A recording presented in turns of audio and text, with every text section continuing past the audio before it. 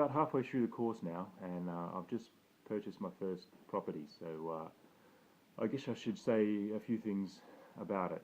I should probably start off with before the course, what I was doing. In the months leading up to starting the course, I was looking for property. I wanted to start my portfolio. I sort of knew what I was after. I wanted just a straightforward buy-to-let type place. I wanted a good yield in a solid area with a low-risk tenant, and I spent a lot of time looking around. But I sort of kept changing my mind a little bit about exactly what I wanted, and I was afraid of making a mistake as well with such large sums of money involved. So I sort of found myself just going around in circles and going nowhere. Luckily for me, the course came along, and it really gave me the tools and then the confidence to break that cycle of indecision and get started. So I'll just outline a few of the things on the course that have helped me so far and helped me buy that first one. I guess to start off with, the course outlined a whole bunch of different strategies you can take to property investment, and for me it confirmed that the strategy I was looking at for buy-to-let was the correct one for the time and money I had available, so that was a good start.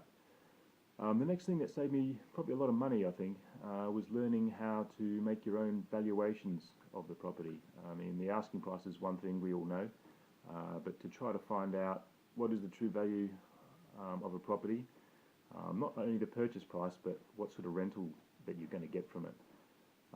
So those tools were really good. So I knew from there I wasn't going to get ripped off, and I knew each property deal I looked at, I knew what it was worth to me and worth on the market. So that was good. That saved me money. The next thing I guess that saved me time was about the vendors and trying to find out as much information as possible about the vendors.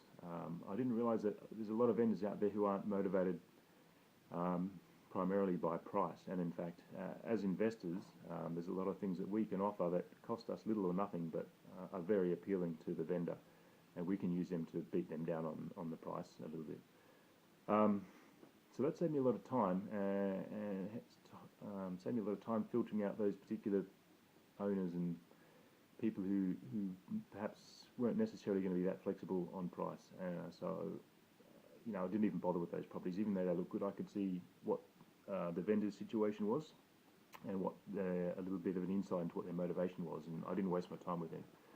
The other way it saved me time was before I'd even viewed the property, I could talk to the agent or the vendor directly about what sort of ballpark figures we're talking about. And for me, that saved me money as well, because I'm overseas a lot, and sometimes I use an agent to go inspect properties for me. So it saved me a lot of time and money learning that. From there, I guess the next thing that really helped me was once I worked out what a property was worth to me and the vendor's situation, and I was dealing with the right kind of motivated vendor, was learning how to put forward my offer, and rather than just pushing a single number forward, the course taught me how to frame the offer and manage their expectations a little bit, and also that's a good opportunity to put forward some of those things that as investors we can offer that cost us not much but are appealing to them.